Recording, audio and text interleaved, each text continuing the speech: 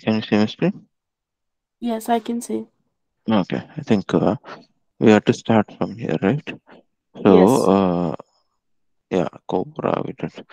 So, the types of health insurance. Let's try to understand what are the various types of health insurance, such as ranging from indemnity plans versus managed care, HMOs, PPOs, POS plans, group health insurance, individual health insurance, vision care insurance, dental insurance, Medicare, Medicaid, Medigap insurance. We'll try to understand each of this. Okay. Now, O- mm, okay. So, when it comes to indemnity plan, what is indemnity plan? Indemnity plan is a plan wherein you'll be able to reimburse, you know, uh, it reimburses you for your medical expenses, irrespective of you know who provides the service, right? Irrespective of who provides the service, you'll be you can reimburse your medical expenses. Although in some cases your reimbursement amount may be very limited. So that's one catch here. But then irrespective of who provides the services, you can regular reimburse your medical expenses. The coverage offered by most traditional insurers is in the form of an indemnity plan. So this is the most commonly used method by the traditional insurers. Okay. And under this type of plan, the insurer pays a specific or specified amount per day for a specified maximum number of days. Fixed amount for for a fixed maximum number of days is what we're trying to say here. Although your reimbursement amount does not depend on the actual cost of your care, still your reimbursement will never exceed your expenses. Okay? So maybe the uh, this is independent of the actual cost of your care. However, this will never exceed your expenses. Okay. Does this make sense? Any questions here? No questions. Okay. Now, and how is it benefit amount calculated with an indemnity plan? So different plans use different methods for determining how much you will receive for your medical expenses. Like couple of methods we have here. We'll try to understand that. The first one is reimbursement of the actual charges. Under this plan, the insurer will reimburse you for the actual cost of the specified procedures or services, irrespective of how much that cost might be. So, um, based on based on the procedures or services that you have taken, the insurer will reimburse you the actual cost, right? So, and when it comes to the reimbursement percentage of actual charges, under this type of plan, the insurer pays a percentage of the actual charges for covered procedures and services. There's a certain percentage of the actual charges that is paid, regardless of how much those procedures and service costs is. Like a common reimbursement percentage is 80% is paid, right? So this has the same effect as a 22% co-payment. So yeah, 80% of the things would be reimbursed. Reimbursed. That's what we are trying to see here. Any questions here? So for the reimbursement, Mm. so we do have to see like what plan do they have, right? When we do the reimbursement. Yeah, yes. That's right. So the plan has to be checked, and based on that, the percentage of the actual charges will be taken into consideration. Okay, okay. Moving on, managed care plans. So, when it comes to managed care plans, right, there are three types of managed care health insurance plans. One is HMO, health maintenance organizations. Next is PPO, preferred provider organizations, and then POS, point of service plans. These are the three kinds of no, managed care health insurance plans. Let's try to understand this. When it comes to HMO, the HMO, that is, health maintenance organization. HMO is a type of managed healthcare plan. It is a type of managed healthcare plan, and HMOs share the goal of reducing the healthcare costs by focusing on preventative care and implementing utilization management controls. Basically, this is a managed care plan. The goal, it shares the goal of reducing healthcare costs. That's the main goal here. Reducing healthcare costs. How it is done?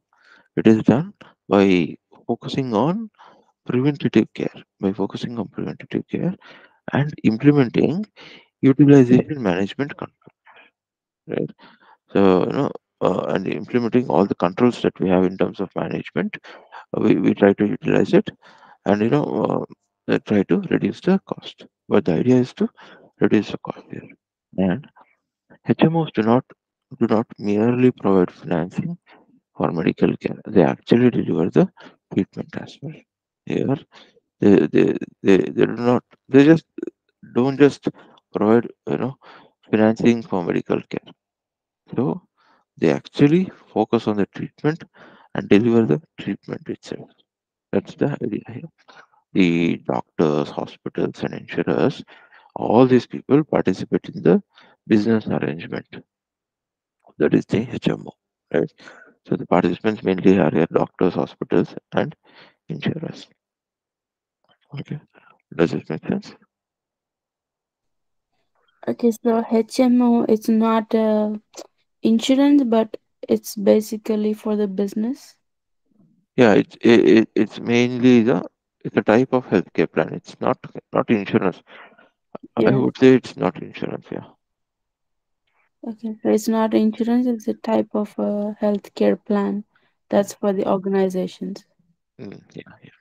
Okay, okay. Next is, so HMO itself. It provides medical treatment on a prepaid basis, which means the HMO members pay a fixed monthly fee. They pay a fixed monthly fee regardless of how much medical care is needed in a given month. So, regardless of how much medical care is needed in a given month, they pay a fixed monthly fee. And many HMOs provide a wide variety of medical services, from office visits to hospitalization and surgery. And with there are few exceptions also, like HMO members must receive their medical treatment from physicians and facilities within the HMO network. That's the catch here.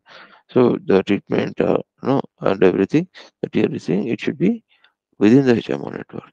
And the size of this network varies, depends on the individual HMO. Okay? And when you join an HMO, you choose a primary care physician, and this person is your first contact for all medical care needs. And this person, that is the primary care physician, provides your general medical care, and and this person has to be consulted before you can see any specialist. It's like this person has to recommend you or not to any specialist. Otherwise, you cannot directly go to a specialist. That's the part here. Okay. Any questions here? No questions.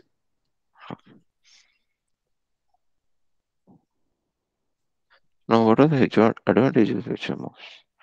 So usually HMOs are low out of pocket costs. That's one major advantage. And the HMO members, they pay a fixed monthly fee, irrespective of how much medical care is needed in a given month. Instead of deductibles, HMOs often have very nominal, co-payments. And the focus is here on wellness and preventative care. Preventative care. What is preventative care? Preventative care is nothing but something you know, try to prevent in the first go, instead of you know once you get it, you try to solve it. No, no, that's not the case. But you don't want to get it itself. You focus on such a thing. Okay, and by reducing out-of-pocket costs and paperwork, these HMOs they encourage members to seek medical treatment very early before health problems become severe. They seek you know they seek medical treatment very early before health problems become severe. And many HMOs offer health education classes and discounted health club memberships also, which would be very useful. And typically, no lifetime maximum payout is there. And HMOs generally do not place a limit on your lifetime benefits. You know, this will continue to cover the treatment as long as you are member. Just that you have to be a member. There is no no there is no limit on the benefits that is provided for your lifetime. So just you need to be continuing as a member. These are the few advantages of HMOs. And moving on, let's try to understand the disadvantages of HMOs.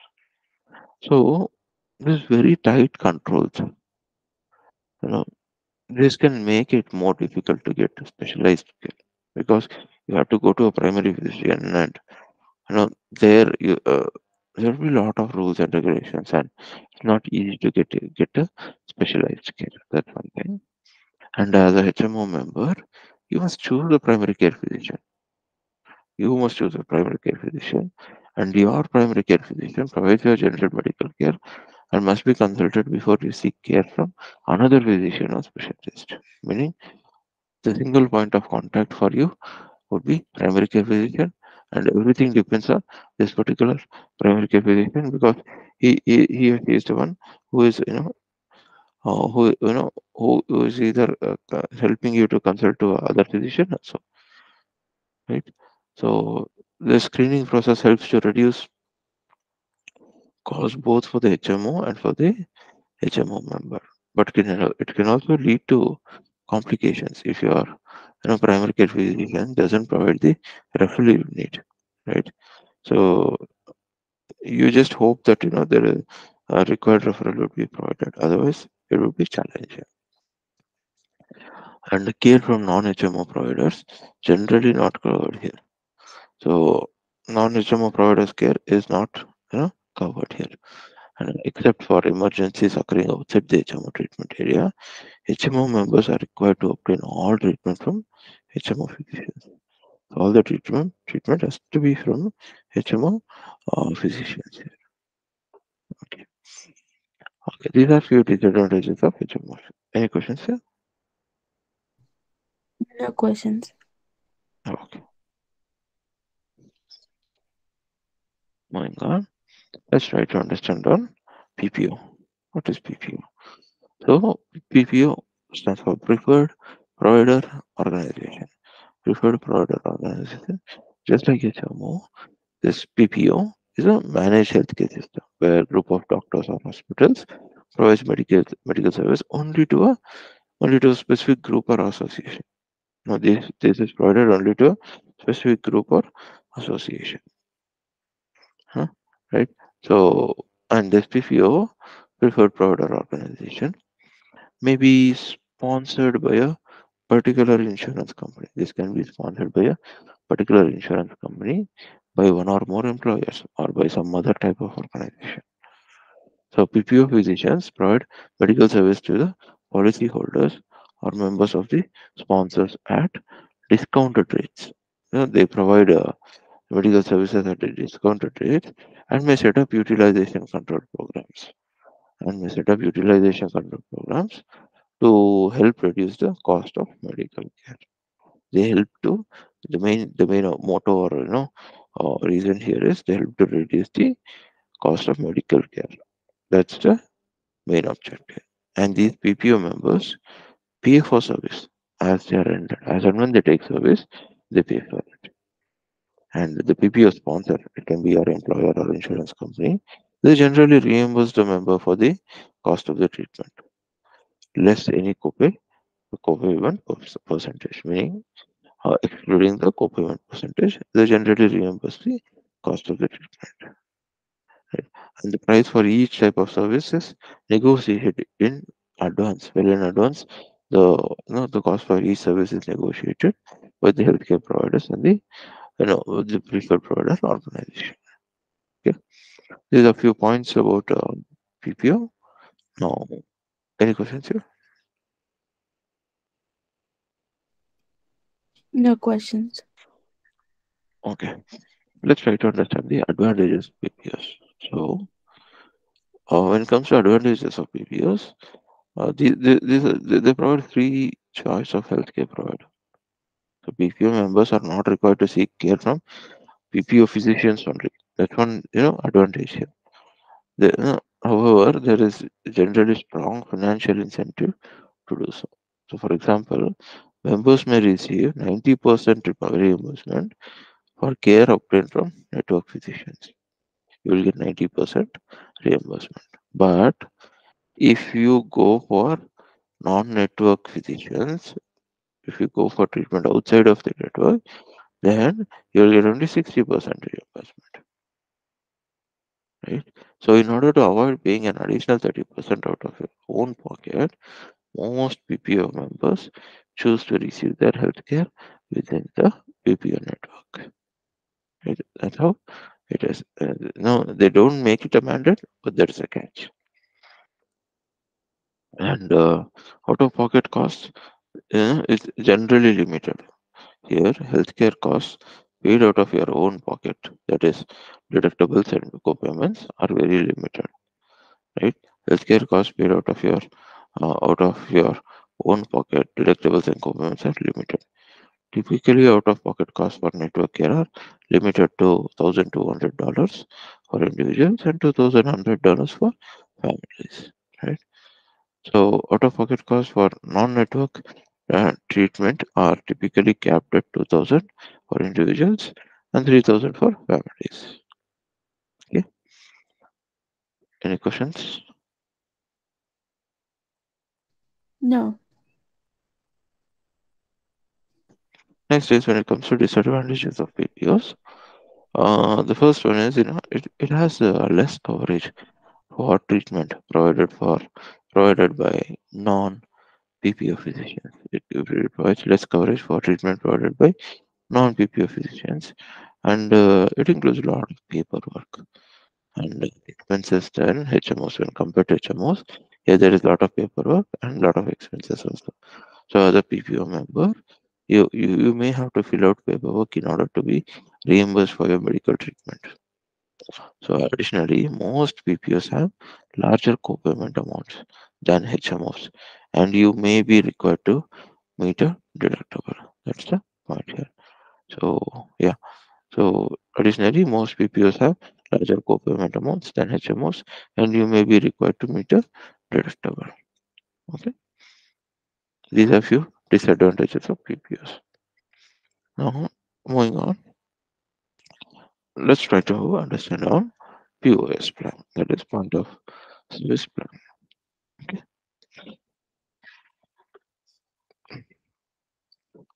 POS plan. The POS plan is a type of managed healthcare system that combines characteristics of the HMO and the PPO. It combines the characteristics of HMO and PPO. Like an HMO, you pay no deductible and usually only a minimal co-payment is paid when you're a healthcare provider within your network. For your healthcare, if you choose a healthcare provider within your network, there will be a minimum co-payment that needs to be paid, and you must choose a primary care physician who is responsible for all referrals within the POS network. So this particular primary care physician should be responsible for all referrals within the POS network. And if you choose to go outside of the network for healthcare, POS coverage functions more like uh, it acts like a PPO itself. In such case, deductibles may apply. Deductibles may apply around $300 for an individual or $600 for a family. and your co-payment will be a substantial percentage of the physician's charges. This co-payment will be substantial percentage of the physician charges, and usually it would be around 30 to 40%. Right? So this is the point here. So if you go outside the network for healthcare, the point of service coverage functions like a PPO.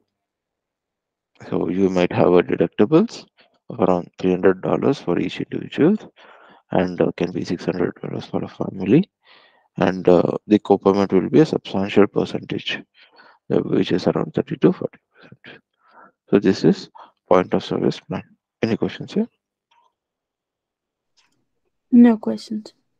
So now, what are the advantages of your point of service plan? So it has the maximum freedom. What does that mean? That means POS coverage allows you to maximize your freedom of choice. It allows you to maximize your freedom of choice. PPO, you can mix the type of care you receive. You can mix the type of care you receive. For example, your child could continue see, no, see the pediatrician who is not in the network, while you receive the rest of your healthcare from network providers. Now, this freedom of choice encourages you to use. This encourages you to use network providers, but does not require it as with HMO coverage and minimal co-payment. You pay you pay only a nominal amount of co-payment for network care. You pay only a nominal amount of co-payment for network care. Usually your co-payment is around $10 per treatment or office visit. Now, unlike HMO coverage, you always retain the right to seek care outside the network at a very lower level of coverage. This is one other advantage. That is a minimal co-payment. When it comes to deductibles, here you do not have any deductibles. When you choose to use network providers, there is no deductibles. There is no deductibles at all. And there is no gatekeeper for non-network care. No gatekeeper for non-network care. What do you mean by that? That means if you choose to go outside the POS network for treatment, you are free to see any doctor or specialist you choose without first consulting your primary care physician. Of course, you will pay substantially more out of pocket charges for non-network care, but at least you don't have that you know condition or gatekeeper in place. And finally, the out-of-pocket cost limited. So the healthcare cost paid out of your pocket are typically very limited. Okay, so these are the four five advantages of POS plan. Okay, now let's try to understand the disadvantages of POS plan. So the disadvantages include substantial copayment for non-network care, deductibles for non-network care, and tight controls to get specialized care. So substantial copayment for non-network care. So as in PPO, there is generally strong financial incentive to use POS network. There is generally a strong financial incentive to use POS networks, network solutions. For example, your copayment may be only $10 for care obtained from network physicians, but you could be responsible like for up to 40% of the cost of treatment provided by non-network doctor. So if if your long time family doctors is outside of POS network, you may choose to continue seeing him or her, but it will cost you more. So basically you can continue the facilities that you have, however it comes with a cost. That's the here. And deductibles for um, non-network care. In most cases, you must reach a specified deductible before coverage begins on out-of-network care. On average, individual deductibles are around $300 per year, and the average annual family deductible is about $600. This deductible amount is in addition to the co-payment for out-of-network care. Right? When it comes to tight controls to get specialized care, so just like the HMO, you must choose a primary care physician.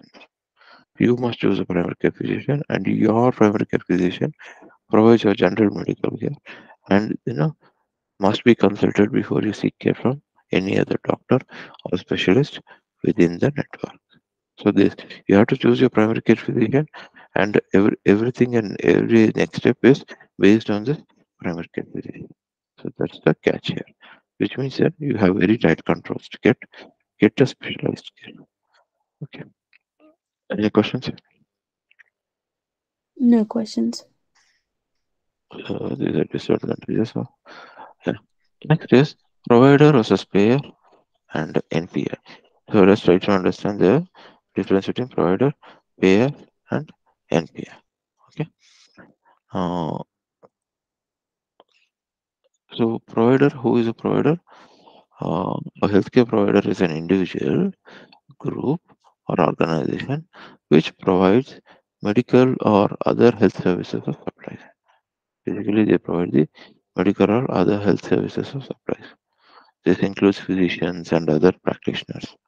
And the physicians or practitioner group, institutions like hospitals, laboratories, and nursing homes, organizations like health maintenance organizations, and supplies like pharmacies and the medical supply companies. So these are all comes under provider. So, however, this does not include health industry workers like admission and billing personnel, housekeeping staff, people who take orders, who support the provision of healthcare but do not provide healthcare services. So, who is a healthcare provider? Healthcare provider is a person. It can be a person or an organization that provides healthcare or medical care services for a certain fee. Right? You can submit a healthcare claim, be it a CMS 1500 or UP04, ADA or NCPDP to payer. That is a group purchaser or an invoice and get reimbursed for that service. So this is about the provider. Basically, provider is it can be an individual, group, or organization which provides medical services, medical services, or that can include even the supplies. Okay, does it make sense? Yes. Next is now let's try to understand payer. Who's a payer? So healthcare generally refers to entities other than the patient that finance or reimburse the cost of health services, right? So it generally refers to entities other than the patient that finance or reimburse the cost of health services. In most cases, this term refers to insurance carriers. This term refers to insurance carriers, other third-party payers, or health plan sponsors, be it employers or unions. So payer organizations focus on managing the gap between funding the medical costs and often in the context of a changing regulatory environment at the state and the federal level. Okay. So these payer organizations focus on managing the gap between funding the medical costs, and this can often be in context of changing regulatory environment at the state and federal level. This is on the payer. Now, let's try to understand the NPI, that is the National Provider Identifier. What is this NPI, National Provider Identifier? It's a unique key, that is unique identification number of healthcare providers that will be used by all health plans. This will be used by this unique key would be used by all health plans. And the healthcare providers and all health plans and healthcare clearing houses will use the NPIs in the administrative and financial transactions specified by the HIPAA, right? And NPI was proposed initially it was proposed as an 8-position alphanumeric identifier. However, many preferred a 10-position numeric identifier with a check digit in the last position to help detect keying errors, right? Meaning, what does it mean? That means, at the end, there will be a check position. If there is any, typing errors, it would be detected. How would NPIs be issued? So NPIs would be issued by the national provider systems.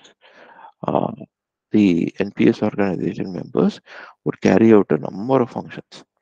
which includes entering identifying information about a healthcare provider into the system, performing data validation, that is, confirming the state license number, notifying a healthcare provider of its NPI, and so on. These are the NPIs. This is how the NPIs would be issued. Okay. Now, well, yeah, in the next slide, we'll try to understand what are the uses of the NPI. But any questions?